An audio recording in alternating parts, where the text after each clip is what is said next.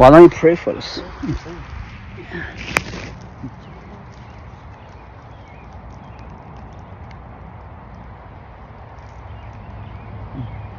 God, we thank you that with you our life does have purpose. We pray that you would continue to align our wills with your purposes, God. The honor to be a part of what you're doing is not lost on us, Lord. We are thankful for your work in our midst. We yield to it, Father. We yield to your discipline, to your instruction, to your counsel. I thank you for this dear brother, God. Thank you for his work in your kingdom. I thank you for the hearts in this community, God. The people that truly love one another and love you, God. Pray your blessing be upon each of them. You continue to reveal yourself to them in new and fresh ways, God. We submit this time into your hands, Father. We yield it to your purposes, to your spirit. We pray that you would be honored through our conversation. Pray that you would reveal something to me about your character, about your ways during this time, Lord. It's in your name we pray. Amen. Go ahead, bro. Yeah, so as I mentioned, I had one kind of just general question, but I'll save that for a minute. But I think I learned something today, and I just want to get your opinion on it. Yeah. You know, and it's just related to kind of domestic, situation. But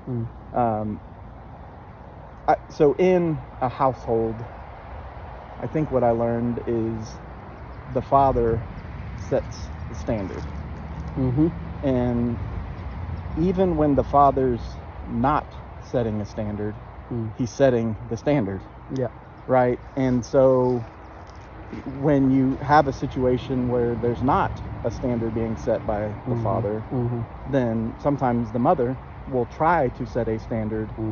And in that situation, your kids get really confused. Yeah. Right? And I even think in some way that opens the door for lying, which I don't know that to be entirely true, Yeah, but I think it does, right? It's rebellion as well. Yeah. So confusion.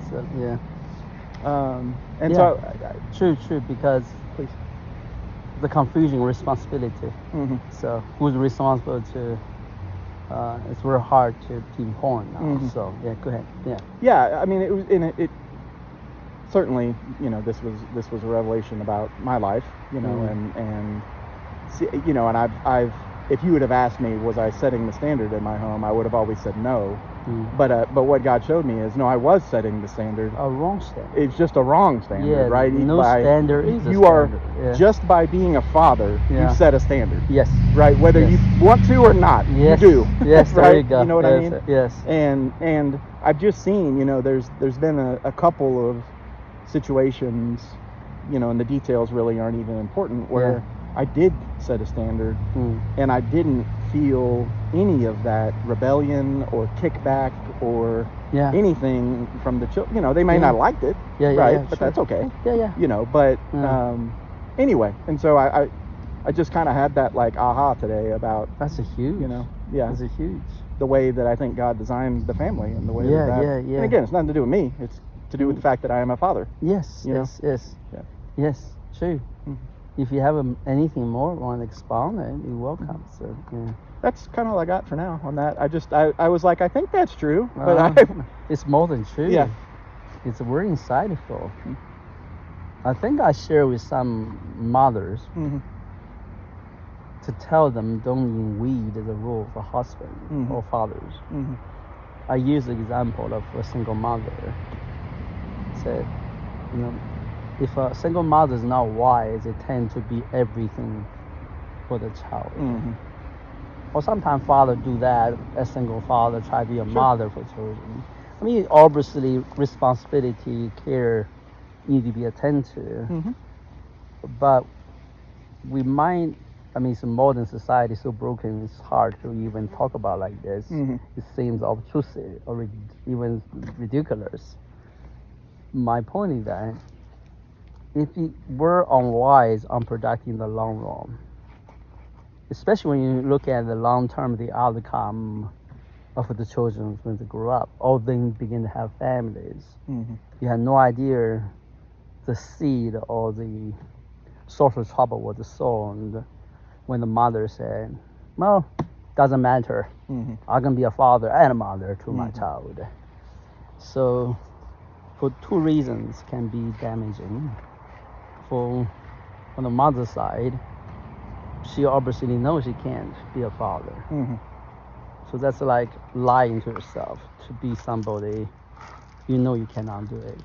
The second, if you think I feel that goal, that role, you shut the door to have other introduce a young one's life, can be a father figure. You know, so then you obviously cannot be a perfect father. It doesn't matter what you think you did a good job now. The fact that you're not father, that's reality. Sure. Yep. You know, and it's nothing to do you about can't change how that. good you are or how skillful you are. Exactly. Or anything. It's not decided by you. Yep. Society or the boy grew up will understand. No, you're not my father. You know, so, I mean, that's the reality. Yep. So it's reasonless distorted that reality. So you know, even that, all that said, you may do a wonderful job, but you know you're not enough. So you're going to feel mad. I cannot match up, right, with my words, you know, so, or my promise to my child, you know, so. I would think it would also distort may not be the right word, but distort what the mother is supposed to be. Absolutely it will. You know so I mean? Everything's skewed now, disoriented. But the child never have a proper understanding what it means to have a father, means to have a mother to begin with. No. So when he started over, he's going to be a mother or father. Yeah. You are not the model.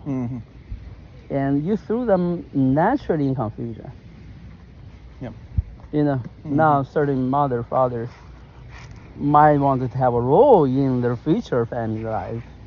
If you don't deal with that, you're going to have a hard time to be part of the future family. You will blame the child for not appreciating the sacrifice you made, whatever going on. But the point is not that. The point is that you have the wrong idea how to be for them to start a family. You always carry a wrong role into that family. It's not that they don't want you. It's when you show up, you try to be a mother and a father. Everybody get it. Wow, we don't know what you're doing here, you know. So, and how many families doing that? How many single mothers do that? 50%? Yeah, at least. So, so we're saying, oh, that's this talk. No, it's word damaging, you know. How many lives are being, I mean, with good heart, good intent. Nobody tried to harm anybody. But the lack of understanding, I would call the cultural propriety. Whole culture being constructed. So, and you can see, I mean, 3 generations of that, and now all of a sudden you're like, all of a sudden you don't have a starting point. You're completely lost at that point. You know, that's a cursed generation now. So the people say, I tried to do the right thing, I didn't try to. Well, you don't understand what it means the right thing to begin with. So it's your idea right thing, but it's not right. That's the key. It's not right. So you try to justify or whatever you in your own settings. You don't understand there are higher things, you know, here. It's not right to think you can override that so easily, especially when every life at stake. So reality is going to push back on you, you know. So the second I would suggest, because you are learning called relation wisdom, learning fatherhood. Have to know this stuff. sorry, the same, right? So No. those are basics, you know. So for sure. The second, if a mother said I can be the single mother, I don't need anybody to help my child. Don't ever say I'm not a good father. So there's an uncle want to help me. Become a competition game. Yep. You know. Now, hopefully, what if you said, son, I want to do everything I can, and I want you to know that even you don't have father, we're still going to do our best, and I'm going to do my best. But you need to understand, we do need a father. I'm not the starting point for you to learn about father, being a father. I can help get there, but let's pray and see if somebody can be a model for you, and somebody, a good uncle, come around. You know, bless the Lord. You know, a good father now wanted to be a father for my son. You know, help me to raise us a son right. You know, so I teach him about the fatherhood. You know, so does that make sense to you? Sure. You know, so the point is, I'm trying to say, is actually can be advantage for the young boy, because finally said, being a father is the most precious thing in my life. I have a lot to lack, you know. I learned a lot from my uncle. I learned a lot by the honoring of this, you know, figure and the role of father. But I need to really do it, you know. When I'm being a father, I want to do my best job. You know? So that, and again, I don't cast blame with this, but you know that, and I think it's this way in the vast part of America. But like, you know, the honor and joy and importance of being a father, right? That was not something I was raised with, right? There was no, even, I mean, when I was little, there was no excitement to grow up and be a father, right? I mean, just being honest, right? I mean, that just wasn't in in the culture. You know? Well, that's the damage being done. Triple down our generation, you know. So but being a father, man, that's the most joyous thing in the world. Yeah, being trusted with the future of a beautiful life, that's most honorable entrustment, right? So more than affection. I'm talking about the real entrustment in life. So that's the most important enterprise in life. I'm just talking. I completely agree. It's just, you know,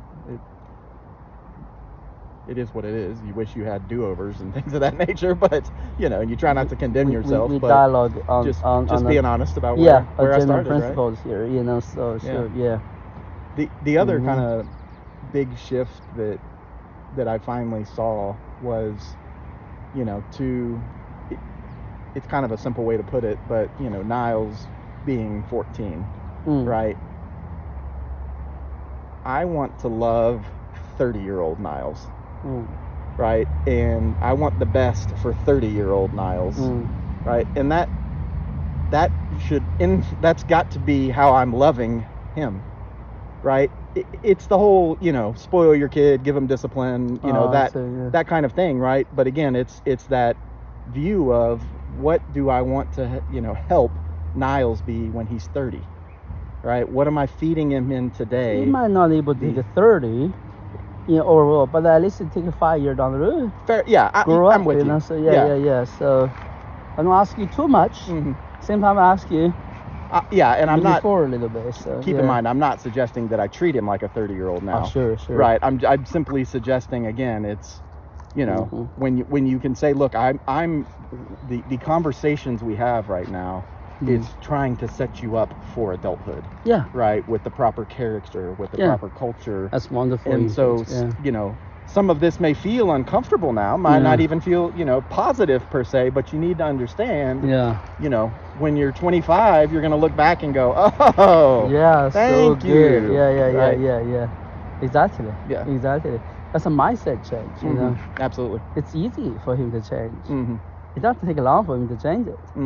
So it's a matter for him to have a father figure or somebody very serious about his life. Lay the parameter for him. We're not here to harm you or discredit you. but you are walking in a way that touches some things that need to be improved, you know. So here's the reason why I want you to improve. Yes. Yeah, so we try to build you up, not tear you down. So yeah, but you want to be built up, you know. So in order to build up, there are certain things in your life maybe need to be tore down. Yes. Yep.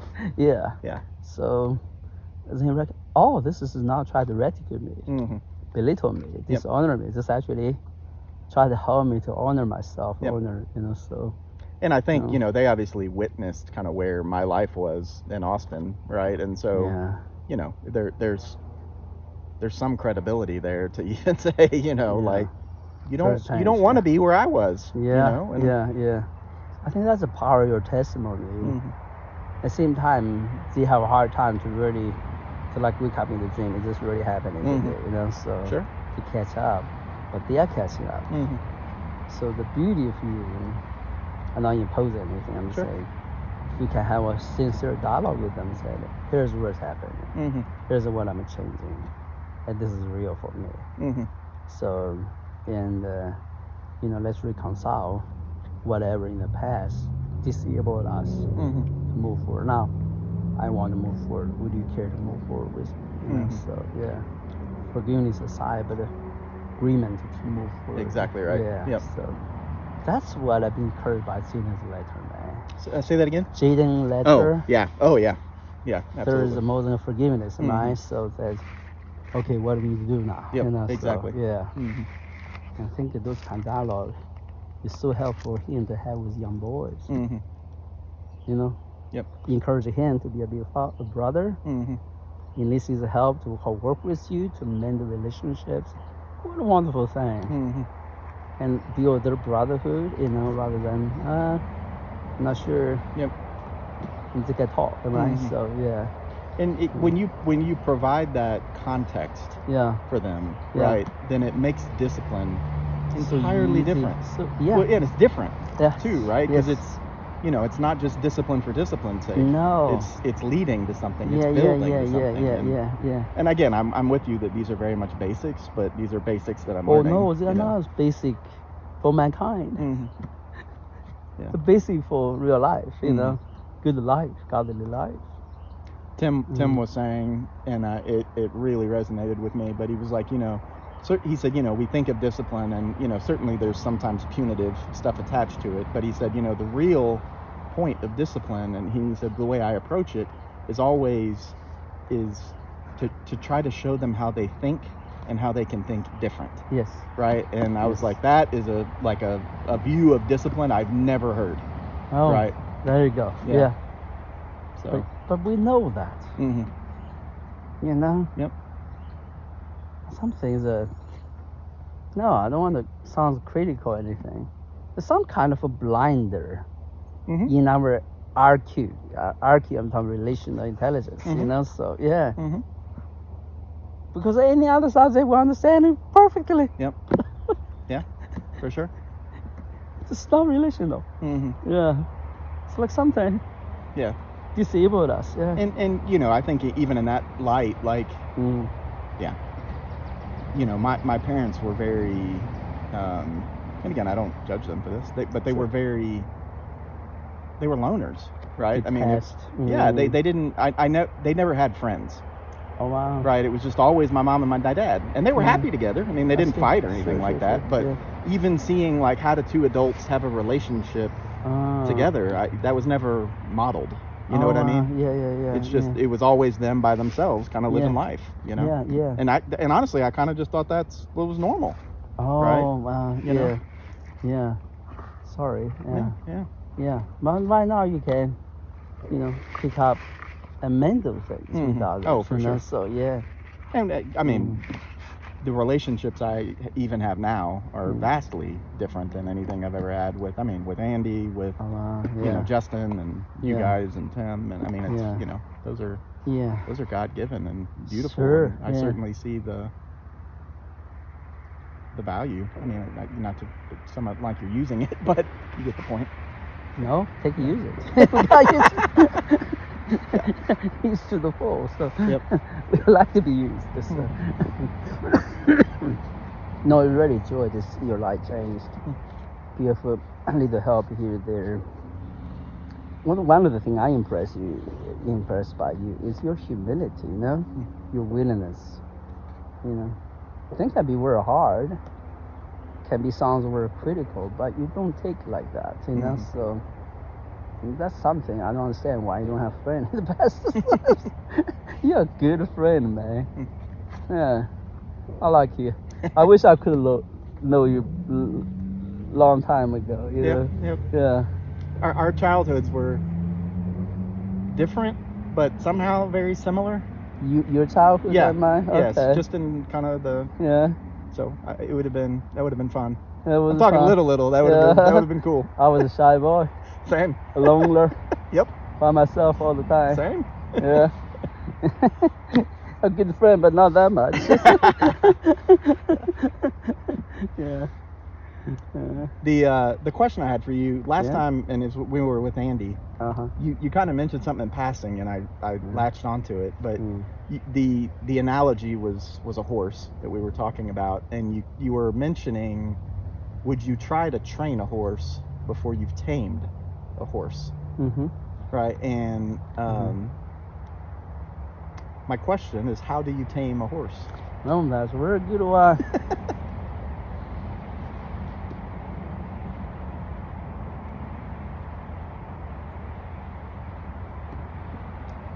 It's about proximity relationships.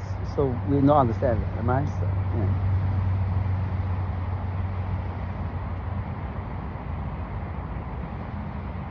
Well, Jesus used a parable to tell my sheep hear my voice. So I think long and hard on these topics because discipleship is such an intriguing and practical topic. You can't be lofty with it. So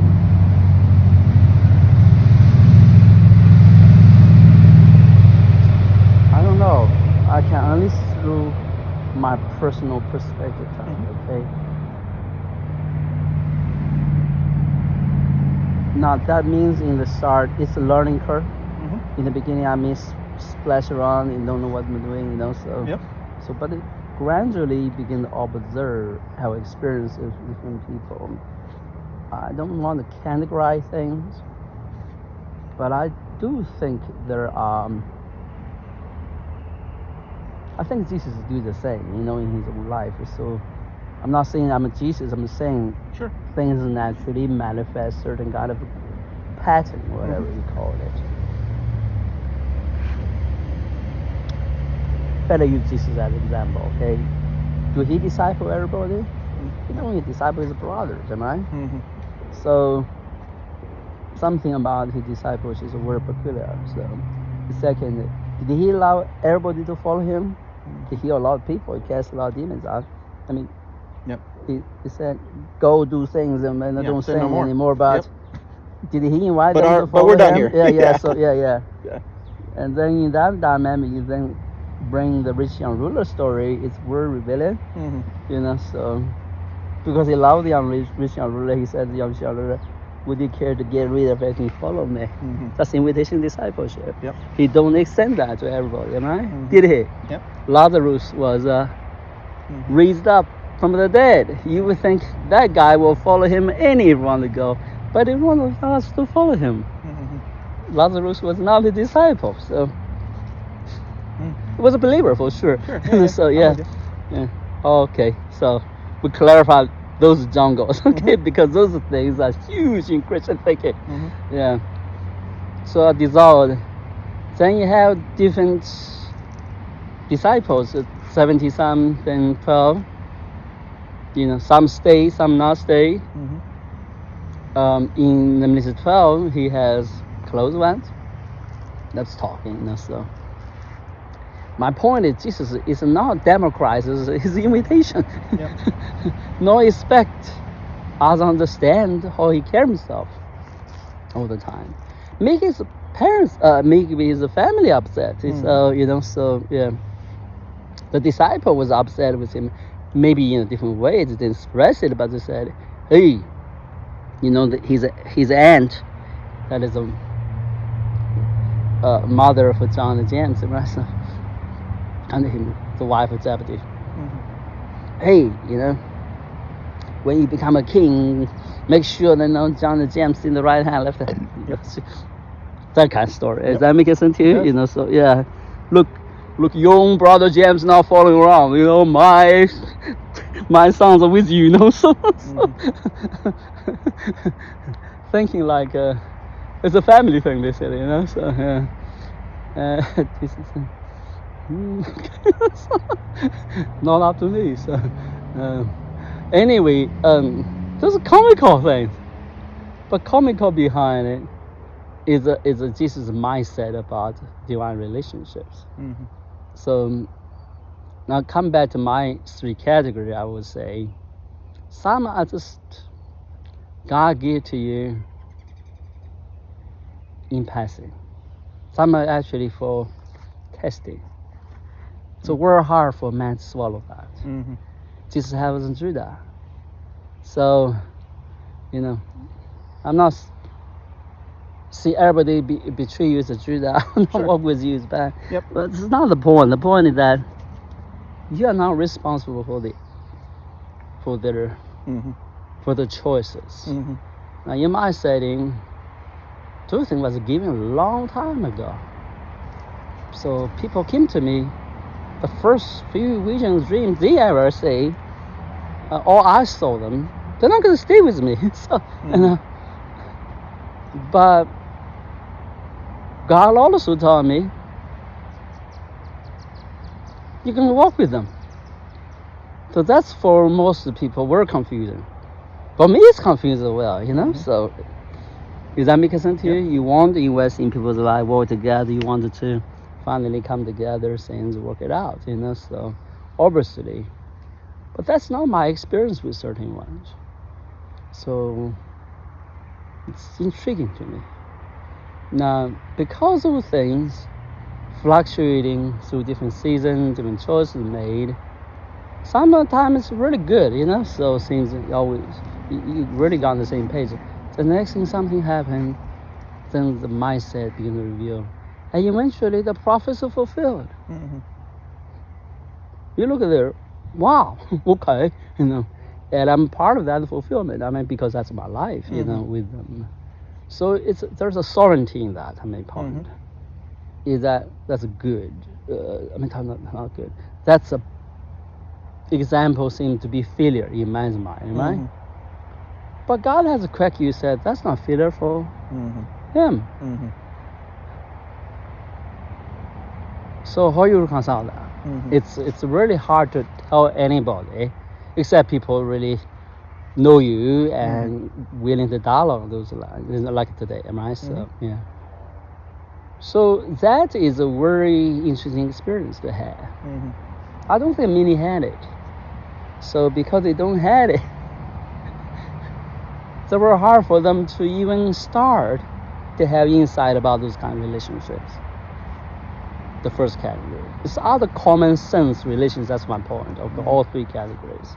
Does that make sense to you? So the second category is that, like many people send to me, or they will come to me and say, my time with you is over, or I need to pass on baton to you.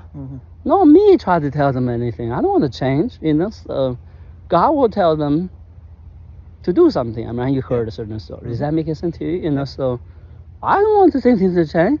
I'm not prepared for it. So in turn, my relation with the other has those kind of things as well. Does that make sense to you? Absolutely. I'm talking about the relationship seems I have a seal it, not have a seal. I have to manage it, if you will, So, and there are relationships that totally wacky. I'm not sure the wacky is a good word. It's strange. For example, just give you example. Back in Austin Day, John and I, and Kim and I, was, visited an old gentleman in Texas, a town, So we visited him, and he was very excited, He said, "Oh, you guys, 20 years ago, God told me you're going to write." in private conversation said, what that mean? I asked him more. He said, oh yeah, 20 years ago, Lord told me 3 guys gonna show up. I'm supposed to lay everything under your feet. Oh, what that mean? I have no idea. So, we're young people, so he was an older gentleman. He claimed to be a prophet. I thought, oh wow, that's interesting. We're still just running around trying to learn the will of God. But I understand what lay on their feet means to yield to your leadership, right? So I begin to say, okay, if God says, I'm gonna try to search out what this is about, So, and obviously we're serious about it, So I'm going to try to see what's going on. Anyway, so things turned out not that good because he refused to lay down. So I was too young, so he had a hard time to receive a young man of my caliber and stupidity and immaturity as a leader. You can't see potential, obviously. So yeah, I don't blame him. So I was foolish. So, but I tried. I tried everything. Tried to honor. People don't see that to you. You want to try your best, right? So until it's untenable. So his son come to me to beg. His wife come to beg. To put up with him. Okay. His son will beg him. God told you this. You better don't do your own thing, basically. So wife, we're gonna have to leave. If you do this, we have to come to leave out of town, basically. So you get involved those kind of things. You really feel what? Those kind of things, words of magic. I don't tell people, but it's just like you look at that. What in the world God doing? But God set me out to learn things. At the time, I had no idea. Similar experiences. It was a lot. Because people was, I don't know, it sounds bragging, but Tim is my way, John's my way. When there, people know we're coming. So I listened to your time with Isaac and John, and you were sharing some similar testimonies. Is that right? Yeah. It's all supernatural. They're waiting for years for me to show up. It's like, when I showed up, they would tell me, I'm waiting this long.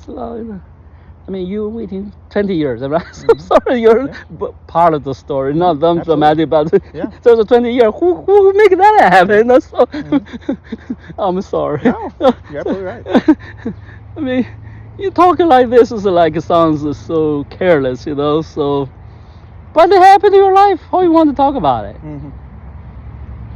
With a sober mind, with some kind of special tune, special occasion. I don't like that. I think it should be dialogue like we are doing. It's God's work. Your heart reverence it, you respect it, and you design your life according to it. So work it out rather than make a big fuss of it. They eventually threw in the drain. That's what the people did to me. So it's so confusing, when a young person try to make yourself available for God and for people. Then you said I'm gonna be a pastor, okay, so older than me, so, okay, so, and I don't know what that means, so, but I would try, so I remember back in the desert, there's 3 people. One is used to be a pastor. I think they live in some kind of states. I forgot. So the other is a couple welcoming me to the desert, right? So there's another couple in New Zealand. They all showed up at the same time. I don't know why. They reached out to me. Said God told each one of them, said, you're the guy, basically. We're waiting for 17 years. Each one of them is 17 years, okay? Another 17 years? 17 years? It was like, what's up with the 17 years? And I involved their marriage reconciliation, children's kind of reconciliation. Not so deep, but at least their family come together, right? No divorce, children come back, and they were grateful, but they're looking to me for some kind of answer. I don't have it. I don't have a plan for them. I'm not going to do church.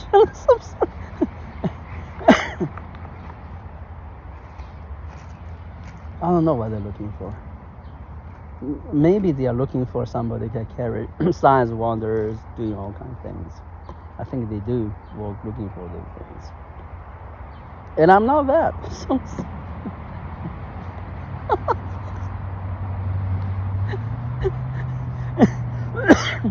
I'm just a guy who want to have a relationship with people, Yeah. I will do what God wants tell me to do, so no more, no less. I don't have an agenda. I don't want to be a minister. I don't want to be anything. I only wanted just the Father tell me what to do, I will do it, so that's all. So sounds so simple, but it's so difficult sometimes, because everybody tries to do something else. And anyway, each one falling apart. They all think I'm some kind of either I have ultra audience or have agenda. I don't. I just tell them that, They all feel so gifted. They are gifted. They know more about the Bible, have more gifts than I am. Can be overwhelming, So, but one thing they don't is they don't have a spiritual discipline. But that I have. I make decisions different than them. All of them. The further they make decisions, whatever going on, it's like, hold on a minute. What? That's not spiritual. That's a word kernel. That's sort of, with all your spiritual gifts, all your spiritual encounters, you carry the carnal mind. There's nothing spiritual about that. So, I'm sorry. Yeah. So I have learned some serious lesson about the word cautious people think they are spiritual, which they're not spiritual. That's a book of Corinthians really helped me, because they have a lot of gifts, man. They feel they're so spiritual. And Paul said, you guys are baby. You don't even like the milk. I can't even feed the milk now, because you're so disorganized. So that's my experience, And that's when I learned more and more about what you call discipline, Discipline. But you can't discipline yourself. You got to yield to disciplines given by someone else, They're a part of us, obviously we need to discipline ourselves. But that's worse. We're a small part. The real discipline is always somebody's give to you, so you can go out of your comfort zone, go out where go out your default to improve something, Something new, something challenging, something you're not accustomed to, you're not grow up with, in a sense. So, God's discipline most times is we're much like that, So I don't know discipline, So. But you had to have that relationship with God, so that thing can open up for you. I don't think many people ever have entered into that. We're just still running around, try to get the life together. But God cannot do anything. But those things are only for people settled. God, I'm here. Tell me what to do, basically. So. And then God can do something. So that's talking about beyond. So I'm not talking about the categorization of a relationship. I'm not talking about those kind of relationships, okay? So because it never decided by me. This relationship was just threw at me almost, So does that make sense to you? Sure. So now the second category relationship, what I call the seasonal relationships. You know, your relationships, support them for the season, and let them go. You know, so does that make sense to you? For sure. You don't. You're not supposed to be thinking you're gonna stay with them forever. So, but the third category is relationship seems to be you're supposed to partner together, covenantal together in life, and that is very intriguing. Third lies is a relationship we're talking about. If God tell you to disciple others, then you must learn to tame them. And then taming is very hard. So in that light, did I just parse it out? Who is not the horse yet? I'm with you. I did, huh? Yeah. I'll be honest with you. I was lost until your very last comment, and then it all connected. Yeah, connected. So I'm with you. Right? Yeah. Not my horse. I got you. Not my responsibility. Absolutely right. The not my circus, not my monkey is what I've always heard. There you go. There you go. Yep. They're spiritual. Yep. God ordained, maybe, but yeah, some are given for me. Yeah, a season. Could yes. Be. Yep. Yes. So I look at that. One thing I know, I learned rather, is I don't choose. God chooses for me. Yep. I think that's a mistake of Christianity. Absolutely, it is. Yeah. It's completely backwards from modern Christianity. Is that right? Yeah. So, if God chooses for you, He will make sure you know. Out of all common sense, against your best, against your wishes, your preferences, but it's there. I mean, that's that. You know, I don't know. I mean, in the beginning, definitely facing trial, testing, and but eventually come point and said, God was nudge you, said, have you thinking about that one? Have you thinking about that one? You just have to pray, you know? Ask God, give me confirmation, Then He will. Yeah. The key is interesting. My sheep hears my words. It's very intriguing. It's like let's start with a horse story now. Come back to the full cycle to prepare the context, provide the context. So I'm not talking about partner relationship. I'm not talking about vertical relationship you're supposed to yield to and be led. Okay, I'm talking about the ones you're supposed to lead. Okay, you know, shepherding, whatever, discipling.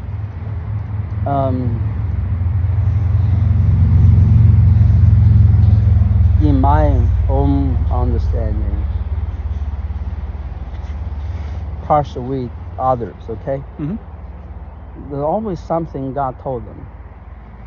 So I always ask Him, eventually come to a point when this relationship be affirmed and say, oh, God told you anything. I did that with young people. You can recognize that, you know. So if not, then it's not my business, or maybe not my time yet. So if it's not your time, you have to wait, right? So but sometimes it's not your business.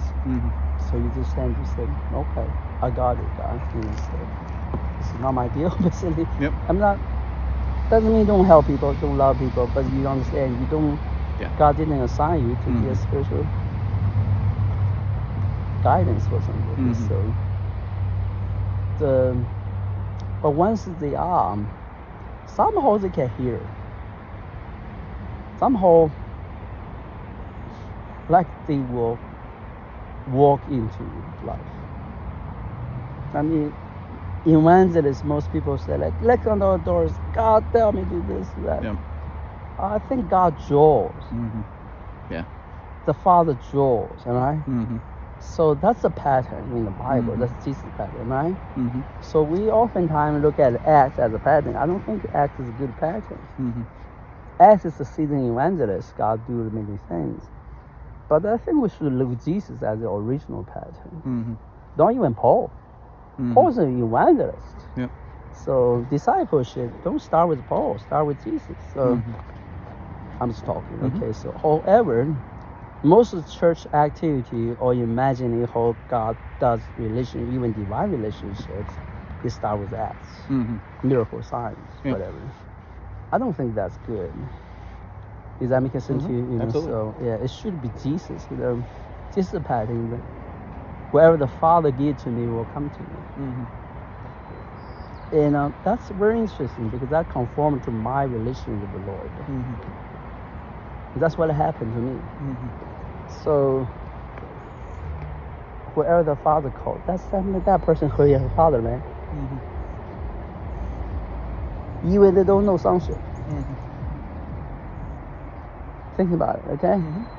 So we have Christianity. I not challenge doctrine, but I said I do challenge certain defaults. Maybe You don't even think through. Don't really think through. So yeah, because we said, oh, you can only know God through Jesus Christ. Well, that's not what Jesus said. He said, whoever the Father, whoever hears the Father will come to me, right?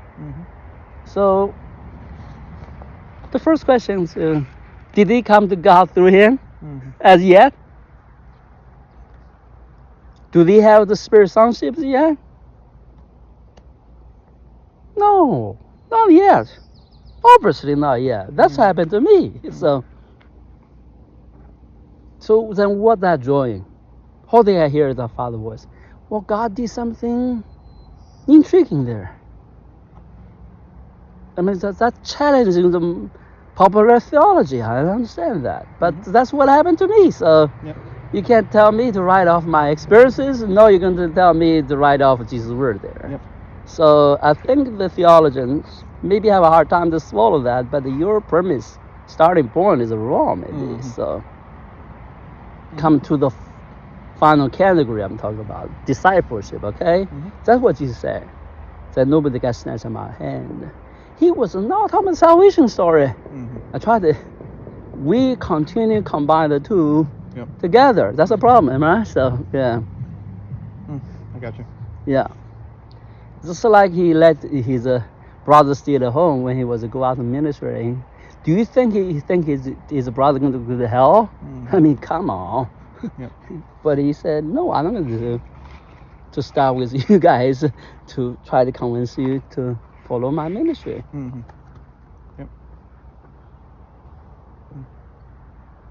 Now that's easily to process intellectually as, yeah, I understand that. That's very difficult to work it out in modern Christianity. It's almost non-starter with modern Christianity. That's how difficult it is.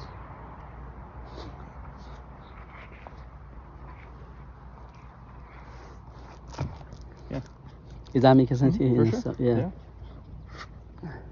So that being said, so if the horse, ride a horse, somehow he said, you know what does horse do? I want to be trained. I want to get on the carriage, you know. So, okay, you get the crawl, corral, right? You see the corral, yeah. Corral, Yeah. That means you allow him to, parameters of life. Oh, interesting. Yeah. You don't have to go out around anymore. Now, you are in my fold.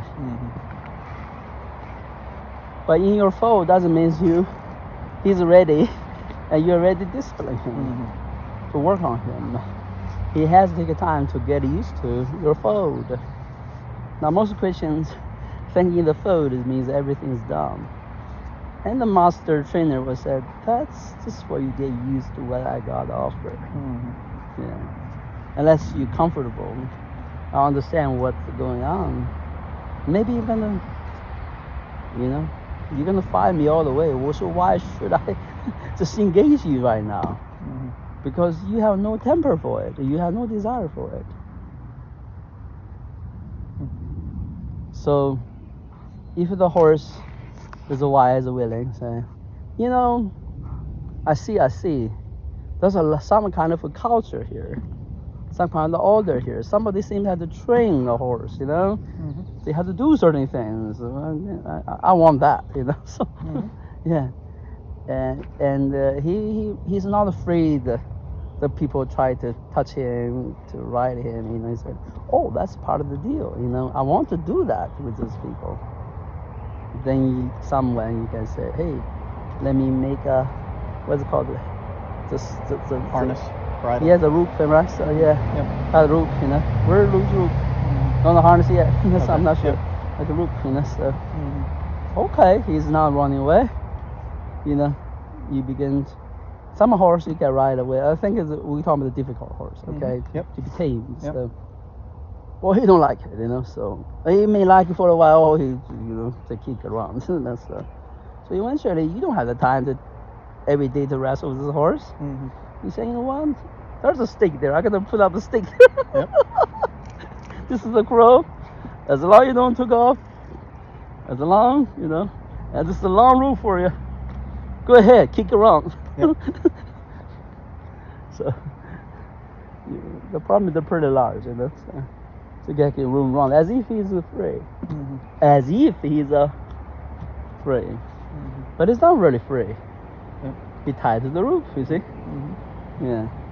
So a seasoned trainer will continue to try to endear the horse doing things, and then the horse still fighting, whatever goes on, untamed, or try to hurt you, kick you back, and tie the rope.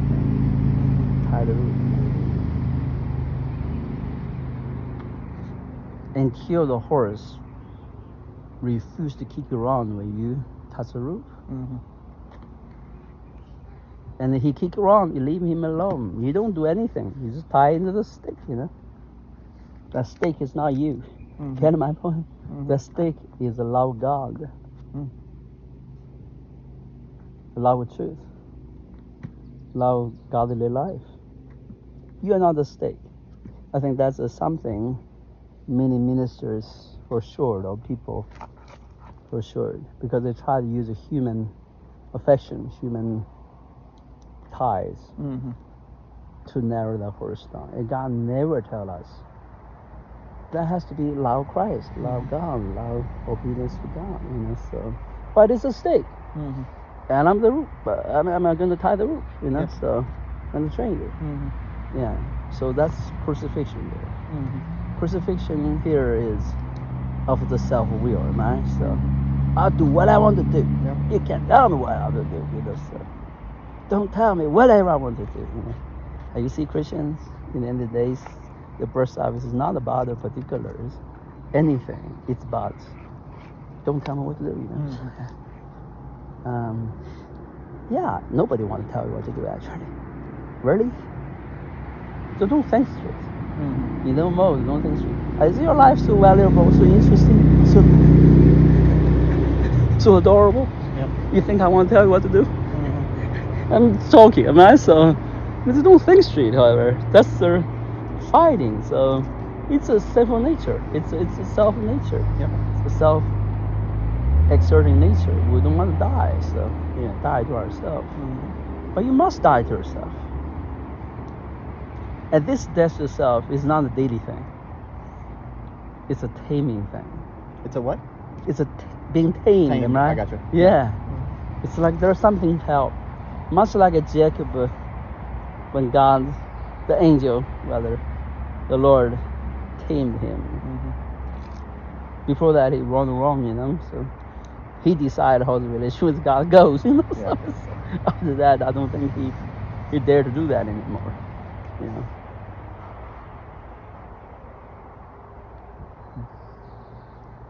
Most Christians, they never been tamed. They almost always tell God what to do, There's different temperament. You can't discipline somebody, try to tell God what to do all the time. I mean, you're useless. God cannot even do anything. So, but many Christian Christians say, yeah, that's wonderful. Let's help out, Let's be God to this guy. I'm joking, but this. No, I mean but that is I've seen that. You see that? Yeah, yes, for sure. we're damaging, and we're just dysfunctional, so in many ways. But you think the horse was tamed, let him work. You don't worry about it kicking you around, right? I mean, you have a bad writing, he's not good with writing, but that's a process of training, am I? So, he may have a hard time to yield to your leading, but it's not fighting you, am I? It's not treating you as if you're his enemy, am I? So, yeah. So that's enmity of God. Paul in Romans talking about that. Once we are enemies of God, now we are no more enemies of God. So that's in theological or biblical understanding would be someone finally ready to let go the sinful nature as a master of the life, rather let the Spirit lead him. And being led captive, am I? Led by the Spirit means led by the Spirit is not a good picture. It's led captive actually, So, so somebody leading the horse. Yeah. So that's what I'm saying. Until a horse is tamed, can you train that horse? Yeah. That's making natural sense. Yeah, because it views you as an enemy. Yes, exactly. Yeah, what's our point here? Exactly. Yeah. He will never delight to do your will. Yep. And we have this danger.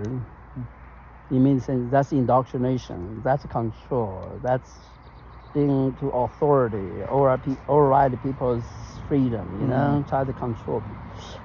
There are part of that appear to be like that, am I? But let's study the reality, what's really going on. We need to really have a discerning eye between the two, am I? People try to misuse their authority, control people, whatever. And there are ones who learn to yield to God's discipline to conform to God's way, So yeah. It's beautiful. Yeah. Can you elaborate? You were talking about spiritual discipline. I'm not sure I fully know what that actually is. Spiritual discipline have three. I think in the seed series I allude to. Okay, so. I'm sorry, what? In the seed series I allude to. Yeah. About discipline with sonship or something. Okay. Well, the first premise was that you need to understand in biblical view what is the makeup of man.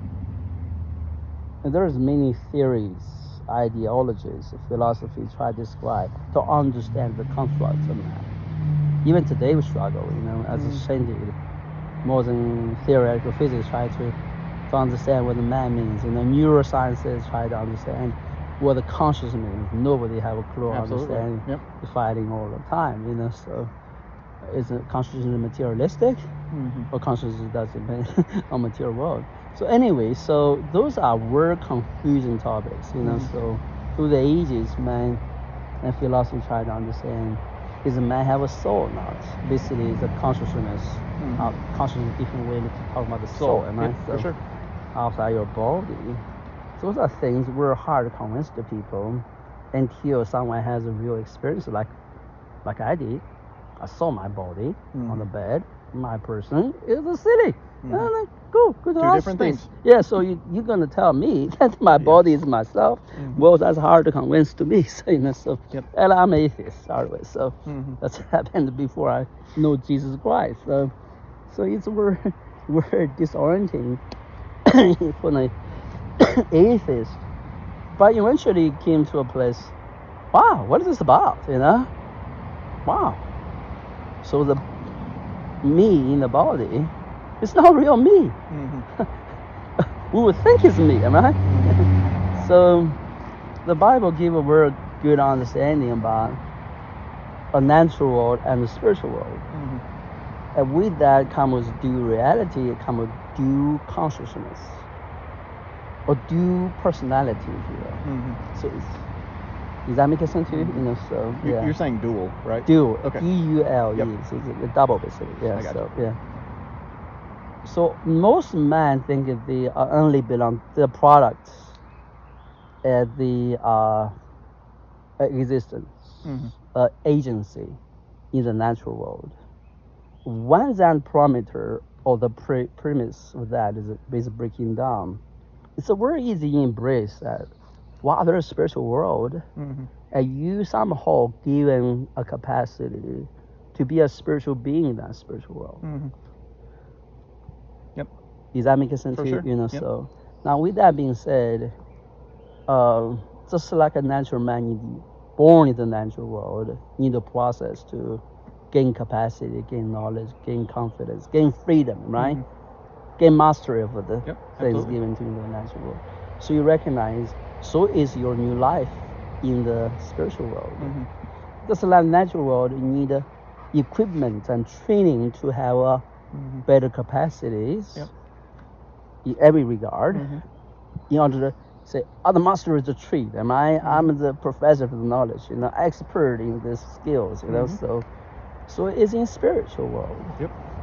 So that more than beyond the enlargement and the sharpening of your capacities.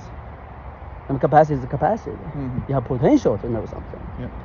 But the ready to good at something, the expertise something, that's a lot of learning, right? A lot of training. So when we understand that, things become so simple. So just like your natural manual, if you discipline, use the word training, discipline, the same word. Absolutely. Yeah, to gain this mastery capacity. So the spiritual world. So spiritual discipline then, so we're clear. It's more than your spiritual growth. It's beyond the growth. It's related to growth.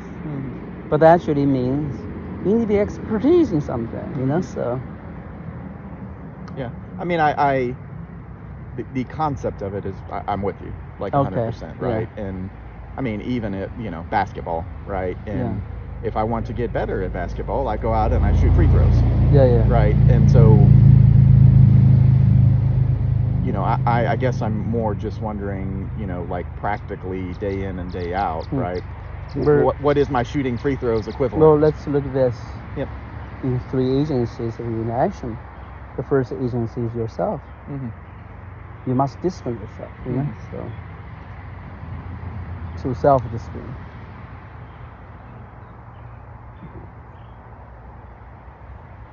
Then the second is, if you're a spiritual man, just like a natural man, you grew up with somebody's authority figure or a father figure to you, whether you like it or not, is there. So for sure. So is your spiritual man. So you learn to be a son to someone, and that is not necessarily situational.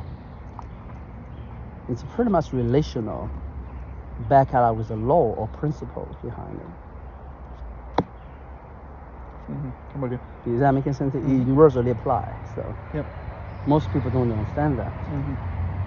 So finally, because they always think it's about spiritual person, spiritual principles, spiritual abilities, they don't look at the person of God as a starting point of everything spiritual.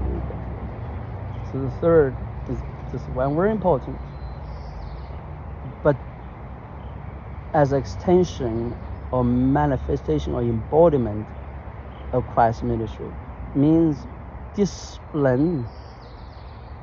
Let's say discipline of a son, when all authority power translate to the Son, our Lord Jesus Christ, as a ministry or as a priestly service. All authority power given. He also entrusted something, not replacement of the Father's discipline, but entrusted that process to Christ and His church. So that's what I'm calling the representational discipline. I mean, you're not in that light. The Father will withdraw. He's not the person going to do that with you. He's going to entrust that to the Son, and He's the chosen ones. That's the church, right? So, and they're going to discipline you. And that word called discipleship. Yeah. So discipline, when contextualized as you're a spiritual son with a spiritual father in heaven, that is what Jesus learned, right? But when Jesus learned, He had receive that ministry. So he began to engage that ministry as him at the church, right? So yeah, and enlist us to serve, benefit at the same time serve it. That's what the church is about. I mean, Ephesians 4 talk about it. So if you look at it from that point of view, you said, oh, God also sent other agencies to discipline me or disciple me. And that's what's I mean, multiple places the Bible talk about that. You know, Paul conscientiously identified himself as expression of that discipline or that discipleship. But that's what's entrustment to the church, you know, so the Father's business. So in that light, you understand if you're the recipient of all these things, or the partnering all these efforts. Well, first I understand, but there are places I had to do myself, right? You know, so that second is that the mean body, especially in the formative years of my spiritual life, may be in trust with the church, discipleship, right? So yeah, that's what Paul subscribed and described to the church, subscribed in the Lord, described to the church as a ministry for him, you know. So come, learn what we try to build a foundation for you. We try to build you up, you know. That's what Paul's emphasis, right? So until you mature, if God permit, we enter into maturity. So there's a place Jesus said to the disciples before his crucifixion. He said, in that day, in the future, you don't need to ask me for anything. You will directly ask the Father, you know. So Paul in turn later on speak about a place, said that I don't yield to any human court, you know. But I don't even judge myself. But I yield to one court, right? So the Father, you know. So Jesus said you know, I don't seek man's approval. It's the same context, it's different wording. So only one, the Father's approval I'm seeking. So that's not a claim or something we just can't think, we can imagine that's going to happen to us. There's economy and there's the protocol there. As Paul said, if God permit, we are allowed to be there. You have to be graduate in a sense to be able to be there. But that's so when Paul spoke with that, he said that we now co-workers with Christ Jesus. You know, so that's what Jesus said to his disciples. Said, I no longer call you slaves. You're my co-workers, or friends. You know, so What I share with you are hugely complex and complicated in church teachings.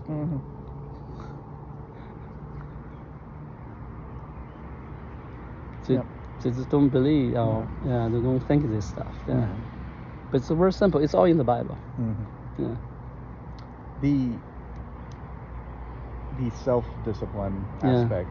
I mean, I very much understand death to self is part of that. Is what other aspects would you see as kind of being part of that? It has to do with self-discipline. Always come with a contest. You don't discipline yourself without a purpose, a goal. Any discipline always comes with a contest, a goal. It's impossible, you know. So like a training from the game, you always the coach tell the rules, you know. Training, exactly. So somebody had to impart that to you. So I maybe give the wrong order actually. So you really look at it, the order should be you receive the Lord and become a disciple. So the church is going to train you. So the disciple is about. So in that you have your personal cooperation responsibility. You train up, right? Building up, you know. So amenity, you know. So once you have the freedom, then the Father can directly train you, not train you. He begin to engage with you, you know. So often people say, "Oh, once God permit I enter maturity, that means I'm all perfect." I highly doubt that. So that's not what the Bible means. Much like when you graduate from school to be a teacher and you have the first assignment, a teaching job, you don't tell yourself, I'm a perfect teacher now, right? Yeah. So, yeah. But you are a teacher. You are perfect to be the teacher, to be assigned for a good job. You're perfect. Yep. But don't ever tell the principal or the old teacher said you're perfect. Yeah. So you're learning teaching. So that's my point. The highly discipleship is not learning for personal maturity anymore. It's learning how to go about the Father's business. Yep. That's a different story. Yep. That is a totally ignored, most likely, by Christian thinking. So you're supposed to disciple others. That's your job, actually. That's a father's job, by the way. Teacher's job. Because we only subscribe to first tier of discipleship. That's why discipleship is a governing order of God's house. Yep. The thing about the how to learn counsel. Are you going to born with the knowledge how to do counsel? Yeah. You learn by doing it. Counsel. Yes, by doing it. Yeah. Yeah. But you think you want to do it, you're just going to do it? Yeah. Good luck. Many people try, right? So, but it's bear little fruit. So, because out of order. Yeah, you have the God grace you and send you situations. You demand it. You just kind of escape it, So, for counsel, something very interesting. But if you want to learn counsel, you don't invite counsel in your life. Can you ever be someone's counsel? Yeah. Impossible. Yeah, not almost impossible. Let's say that. Okay, it may be possible. God can do anything. So Sure. yeah, but that's not a normal way. So you are talking to your family, talking to your personal one, talking about how God working things. You're receiving counsel. But it's not teaching, right? Kind of. Kind of teaching. See? Now you got it. Yep. I'm with you. The invitation open up for true teaching. Something's over there.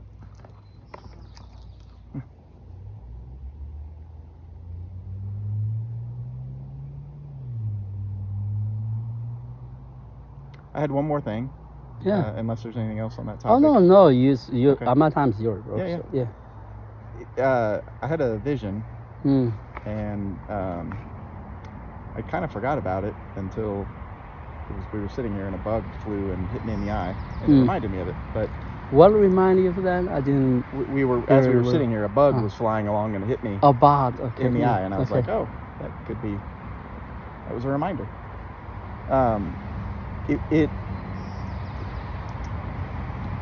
I was walking in like a factory, like a manufacturing facility, like a factory, and everyone was dressed in white, like kind of protective suits. This is a short vision, but anyway, so everybody was walking around in these white. Help tell me what kind of factory it is. Yeah, and there was big like logs, like trees that had been cut down, right? And they were what they were producing, I'm not entirely sure, but you looked everywhere and there was these big cranes that were holding the logs and kind of passing them along, right? Yeah.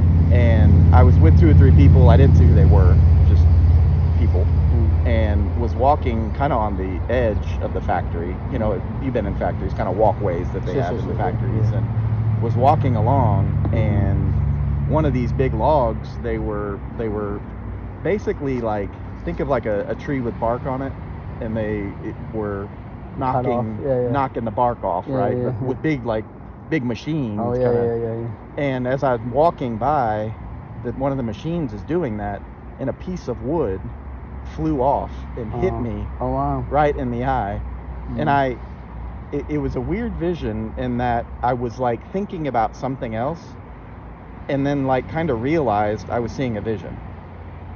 Does that make sense at all? I got you. Yeah. And when that piece of wood flew off, I was laying in my bed. I literally jumped up because it scared me. Yeah, right? sure. I mean, it was that visceral that I yeah. like literally was like, oh, yeah. I'm okay. That was something. Yeah. Anyway, I don't like it. I know the the story in the Bible of the plank in the eye versus the splinter in the eye. I don't. I mean, maybe it's that, but anyway, I didn't know if you had any interpretation of that or not. That's almost some kind of a caution, you know? Yeah. I don't have a interpretation. Yeah.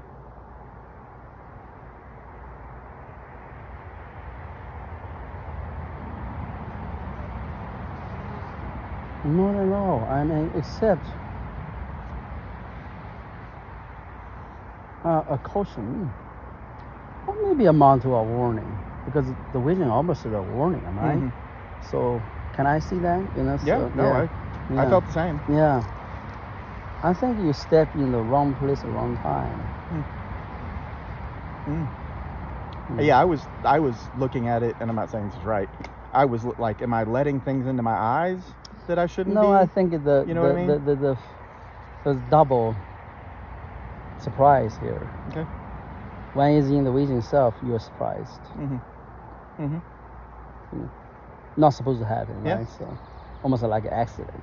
So the second is you reacted is a surprise. You're surprised by the vision itself. So it's a double surprise. I had those before myself. I was warning visions, and I took it very seriously. And when I don't, I'm not saying God punish us or anything, but He wants us to learn a lesson. So He's very keen to tell us, He mean business. So this is why I'm not sure, okay? Don't use my experience to apply to your situation. But I'm only saying, let's be intense. So you might want to be cautious. Don't walk in places where you don't belong. Okay. Yeah.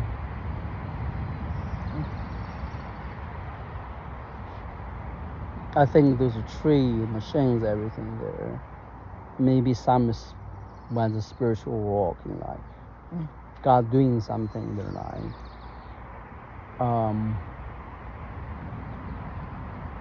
Unless you have protection gear, you're allowed to be there somehow. You better be cautious. So yeah. I don't know because I don't know who is who. So I'm with you. Yeah. So just ask God who that trunk wood am I working at, what that who is God, who is working, who you are working at. I see what you're saying. Yeah. Almost who is the log. Yeah. It's not about the log, it's the tree. I mean, I know maybe it's called a log, I'm not so sure. Yeah, so I'm with you. Yeah, don't get too close to it. So I see what you're saying. Yeah. Doesn't mean we don't care, don't belong. No, but the point is you're not protected, or that operation is in place in such a way it does not necessarily have us in consideration. So God does something, sometimes He don't care what others think. Okay, so it's where disorienting can be. That's very interesting too, in light of the conversation we just had about when I asked you how to tame a horse. Oh. You kind of went into a conversation about how to know differences. You know what I mean? Yeah. So we must know. I mean, that's only experience can give you those things. In the beginning, this special Christianity is like so chaotic. Yeah. You think everything's great. That's what I learned. I learned to look at those things as a learning experiences, so failures and mistakes. But right now I can understand, wow, most Christians do those things. At the end they just pursue those things. And they think it's spiritual. It's not spiritual. Yeah. So yeah. It's even can be from a compassionate place. Absolutely. That's the I don't say deception. That's a. It is a deception. Almost. I don't know the word. Yeah. It's not. That's where you blinded, am I? So you know. So yeah. Yeah. Yeah. You know, in the early days of my walk, God began to teach me. Said, you know, you notice, man, and note yourself in you. Good will is not my will. And you need to really learn that. That was a hard lesson. Hard to first hear it. Because I always thought good will is a good thing, right? Yep. God must bless it, you know? So he told to me, said, no, your good will is not my will. So what is your will? I mean, you know, I try to do good, you know? You know, so tell me, don't do what I do. And it's, I mean, especially me as a person, you know, people have expectations, you know. Life puts you in places you just have to respond or react. And then God will tell you, no, ask me first. Goodwill is not my will. Open the whole economy about asking God's will. If we respond always with my goodwill, we definitely lost the opportunity to ask God, what is your will here? So that's opened up a whole door for me to grow, you know. Absolutely. Yeah, is that making sense to you? So yeah. Look at this fence post right here. What's that? Look at this fence post. Look at that beautiful bird sitting on top. Oh. Now he just flew off. Oh, nice. Beautiful colors. Oh, your eyes are good. My eyes are so excited. Yeah, yeah. So that's just a casual topic. So that's something in mind God wants to teach you, basically. Obviously, go to the factory, try to be observed, to be helpful even. So, like I said, hold on, you know, you need to be protected, you know. So yeah. Or maybe this place don't belong to you, you know. So, you want to hear the story? Yeah, please. Okay. I was still homeless. I don't know God very well at all. And not at all. I mean, I just began to heed his voice. On this one occasion, God sent someone to prophesy over me. Drew my aside, but it cracked me, basically. What it said to me is I was struggling with, you know, because I want to rebuild my life back, you know, so with my intellect. But I know it's not something I want to do, you know. Same time, what I do without that, you know. So what is my life going to be? No option, you know. So God was not yet in the picture those days.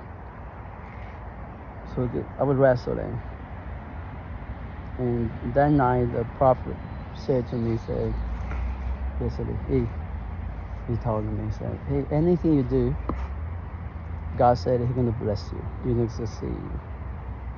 But He would like for you to follow your heart, not your mind. I mean, I heard that like an arrow, like a sword cut to my heart. Oh, I said, oh, that's my problem. You know, I never understood my heart and my mind was at enmity. Oh, I never thought that you can listen to heart. That's a new concept for me. So, for the first time I recognized, my mind may be working against my own heart. And that's my problem. So, on that encounter, I was so touched.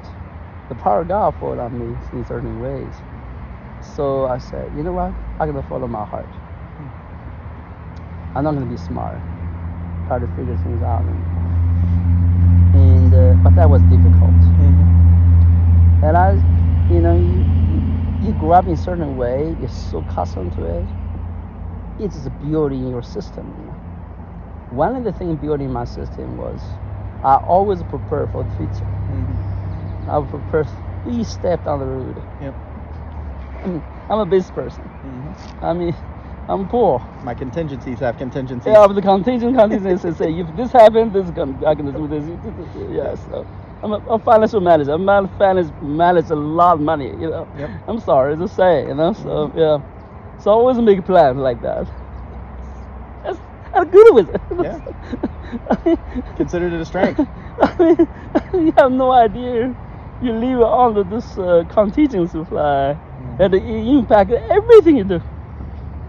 So in this dream I had in the emergency dream, early in the morning, I remember wake up exactly 7 o'clock. The clock, so, and a dream. In this dream was that there were people give out free food. On the shelf there are different bread, and the bread was outdated, so they ready to throw in dumpsters. So nobody wanted. It's literally the last portion, and willing to be thrown away. So in the dream, I said, you know what, that bread is pretty good. At least can last another 2 or 3 days. Yep. Then if I just stack some, I don't need to go somewhere. Had to walk miles, busy myself to get something to eat. So now I can have some stash, go somewhere just by myself and relax, which I usually do. And so I got one portion, put in my backpack, and ready to walk it out. And I'm not halfway, just a few steps away, I thought, you know what? This bread is gonna be wasted. I know it's gonna be wasted. Yep. So might as well get more. Yeah. So so I got back and I stuck another day's portion. It's good bread. It can last for days. So yeah. There's still room in my backpack. It's big bread. So I walk away. I say, you know what? My bag still have room. Yep. Even threw it away. Threw in the dumpster here. What difference when me threw it away? So that's a rationale. I can throw it anytime. If I don't need it, I throw it away. No harm to anybody. I just need to carry it a bit, right? And in my heart, I just know it's not right. I don't know. I mean, irrational justified, everything's okay. But in your heart, it's what am I? Yep. So I began to put the third portion in my bag, and before I put it in my bag, I have a zipper, and there was a huge bee showed up. I'm not one of the small bee, and the bee was so big, like a rabbit size. Get out here! It began to chase me. So in the beginning of 2 or 3, and more began to, they line up. I took off. I forgot the bag. Yep. I just took off. They chased me for a long while. Finally, I give in basically when the bee get on there and sting on my neck. It was a big bee. By the way, when I look back all the time, at the closer, their face like an ugly dog, like this vicious dogs, Yeah. like actual wolves, So yeah. Oh, it was northern bee. It was ready to devour me. So I was just scared to death. So I thought, man, there's no escape. So finally, the one girl closed me and stick on my neck. And that's when I wake up. The clock ringing. So I wake up like, oh, bye. Yeah. Literally. And there's a lady who stayed at home said, are you okay? I just wake up from bad dream. Yep. Oh, yeah. You just wake up 7 o'clock. Still don't know how to respond, Yep. So I think I just say, I just have a bad dream. But I walk away.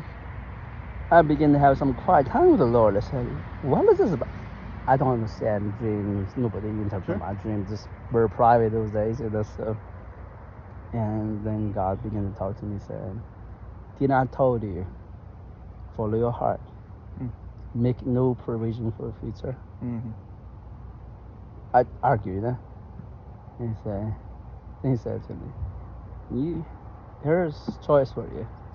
You can make provision for yourself, future, but everything will lost. But you will be safe. And I said, what? He said, hey, when you wake up, did your neck hurt? No. Yeah. But you'll be scared. The devil's gonna chase you. And I don't know the devil those days, you know. He just tell me something gonna happen to me. He said, but if you, he said, don't go back to that mindset. Don't make provision for your future. Today you have your portion, take that your today's portion. Yeah. Old Testament manna. Yeah, I mean that's like, I know nothing about the Bible. I know nothing with the Lord. I just heard of that, you know. That was discipline. Yeah. Yeah. Homeless. Yeah. You basically every day you worry about what's next, you know. So yeah. Absolutely. Yeah. So he just registers that, threw that into my life like that. Okay. It's hard. I mean, for the old man, it's real hard to readjust. But you had to learn, you know. So yeah. I'm talking. No, I'm with you. I mean, Yeah. and it's a duh statement, but you know, in that he draws you to him. Oh yeah. You I know? mean, yeah, I was a foolish man. I look at my life. I don't know. I was. You and I had the same sentiment, right? When we think we're smart, we actually is the most time foolish, you know. So that's how I felt many times. Because I always tried to figure things out, you know. I'll figure this out. Not try to shortcut, not try to evade responsibility. Just understand it. I'm gonna figure this out, you know. Until you agree with me, until I agree with it. Yeah. Well, no, I'm gonna figure it out. You know? So that was a huge obstacle. I mean, for me to walk in faith, because I can't figure it out. Nothing allowed me to figure it out. But this huge burden had to figure it out. Was always scared me. Okay.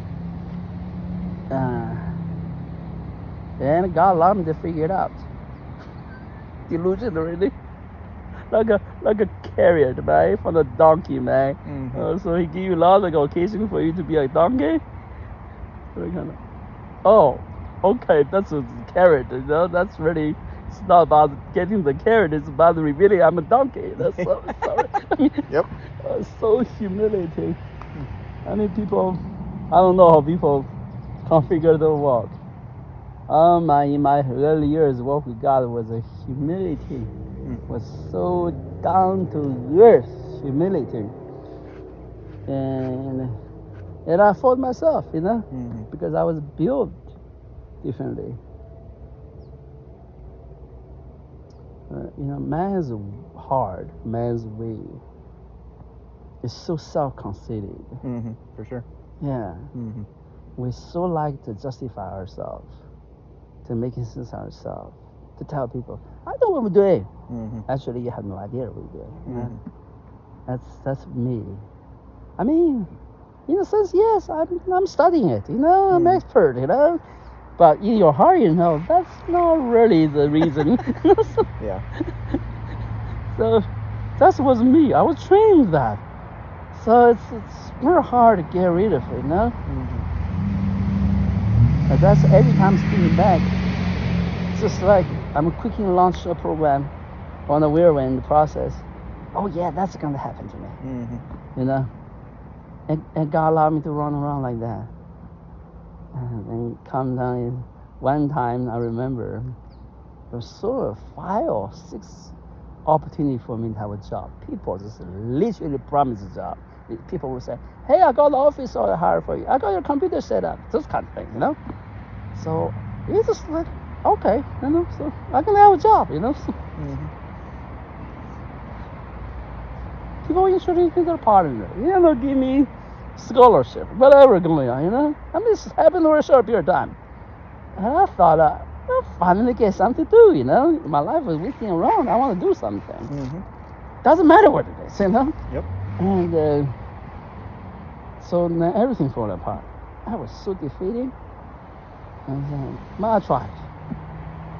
You know, Christians sometimes not helpful to tell you don't waste your life around better find a job. Well, I tried. Yep. And so I was there. I was like complaining to God. well, what in the world? You know, I try to do something decent with my life, to be responsible, to even help people. And here you said the slew of people just cheating on me. Oh, that's why. Yep. And why you set me up, you know? It's all your fault. That's all I talk to you. His word gentle. You come back to me. Think about it. Is that how you look at this? Yeah. What else you want to think about? You know? I'm not gonna do this anymore. But what do you want me to do? So it's like word intense, you know. I'm saying, have you think about it? Because I don't want you to work. That's news to me. Yeah. It does not compute. Yeah. So why don't tell me first? So I don't go out to chasing, all right? Yep. That's it. Huh? Think about it. Why? Why? Because you don't know yourself. What? I'm saying, if I say no to you in the beginning, you will not be happy about me. Oh, yeah. What? Yeah. So, oh, it's my problem. Yeah. Because he said, I know you're stubborn.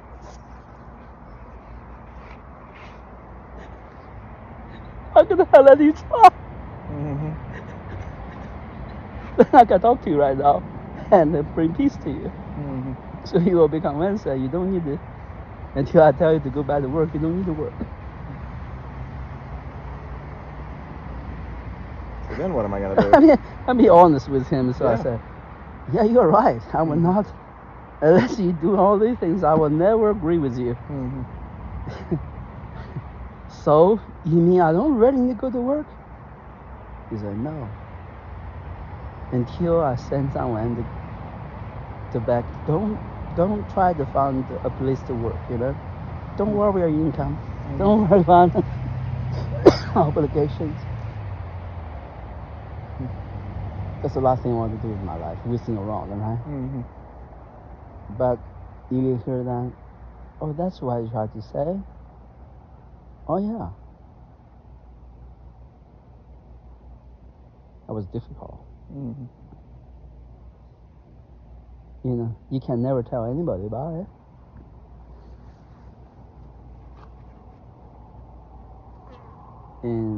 But he has a purpose, you know? He wants me to concentrate on him, to learn him, not be distracted, you know? Yeah, God is so amazing, bro. He knows us. On the inside out, we don't know ourselves. That's a problem. So Agree. yeah, that's me. That was me. So yeah, I'm still humiliated by myself, my stumbleness, my unwillingness.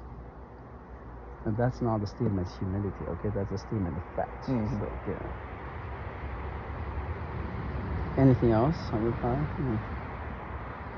I don't think so. I mean, there's this, it's that ocean song, but it says, lead me where my trust is without borders. Oh, yeah. And I was thinking about that, like, in terms of willingness. And to echo what you were saying, our willingness has borders, Yeah. I mean, they do, right? We have, we have places where we're unwilling to go. Each border's a little different. Oh, my. Yeah. Okay. Yeah. That's so true, bro. That's why this morning I am telling God, I'm here. Whatever you want, No agenda. I'm terrified. But here I am, so. That's all I got, though. Those are my topics for today. That's all I got as well. So, right. yeah. Thank you, brother. Thank Why don't you. you pray for us? Yeah.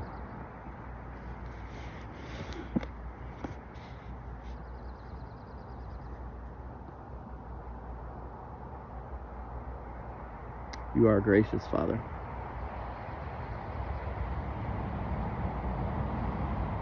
You're patient even with our unwillingness, even with our stubbornness, even with our blindness.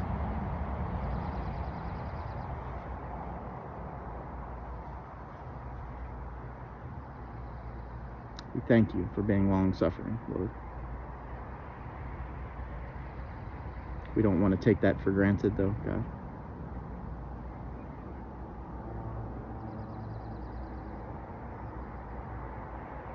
We desire to do your will, Lord.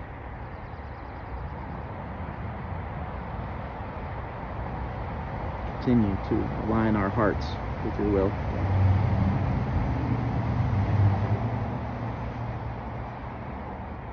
I thank you, Lord, for the wisdom shared here today.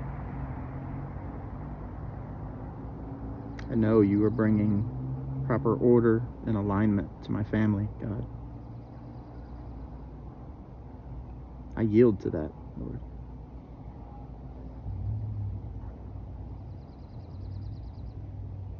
I thank you for this position of fatherhood, Father. May I not take that for granted. Continue to reveal the importance of that role, Lord. That I would not tread lightly.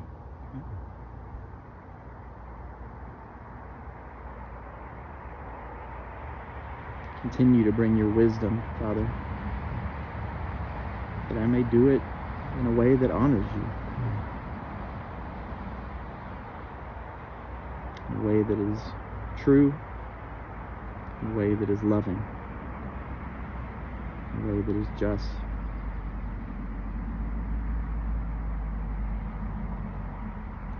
Thank you for the partner you have brought me in Kim, God. Thank you for sustaining us all those years, Father. I pray for continued growth in unity with her, Lord. That we would truly operate as one.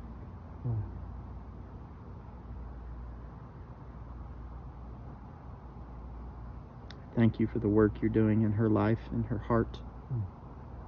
For I truly see a heart after you, Lord, in her. I see the joy that she has in spending time with you, Father. I see you showing her your heart, God, in powerful ways, Lord.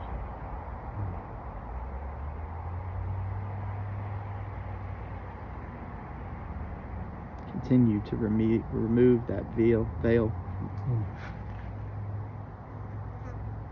from all of our eyes, Father.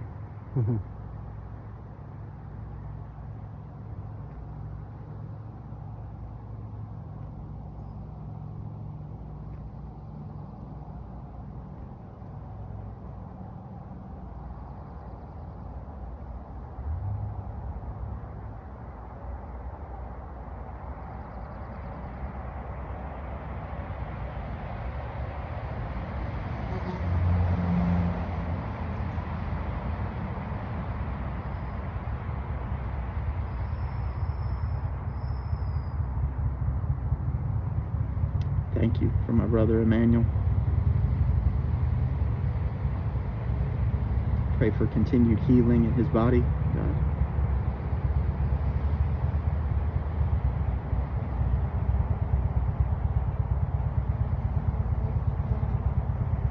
Continue to bless his hands and his work in your house.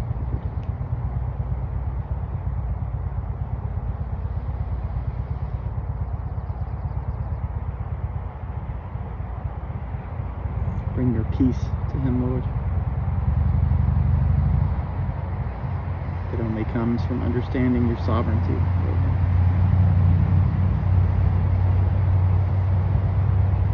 That you are in control, Lord.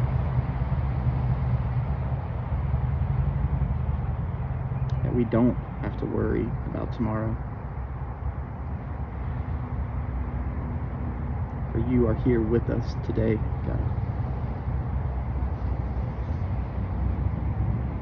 despite what our circumstances, our feelings might be telling us. You are here with us, Lord.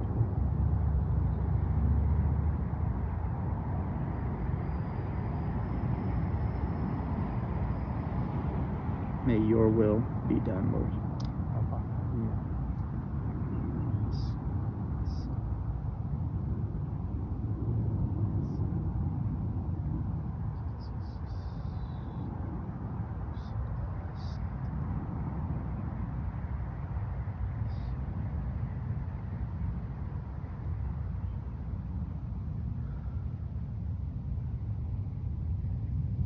We honor you, Father.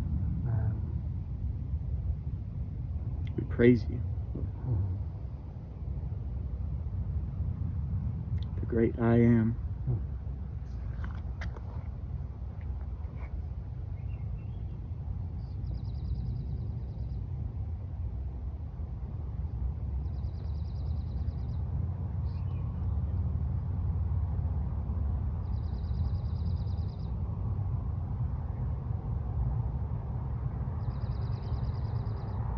Amen. Thank you, brother. Blessings. Blessings. Blessings. Hallelujah.